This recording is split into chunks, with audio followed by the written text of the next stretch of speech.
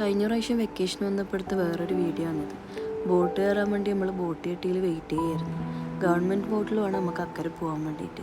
അങ്ങനെ ബോട്ട് വന്ന് നമ്മളെല്ലാവരും കയറിയിരുന്ന് കാണാൻ നല്ല രസമുള്ള കാഴ്ചയായിരുന്നു. ബോട്ടിൽ നിന്ന് പുറത്തേക്ക് നല്ല സീനറി ആയിരുന്നു പുറത്ത്.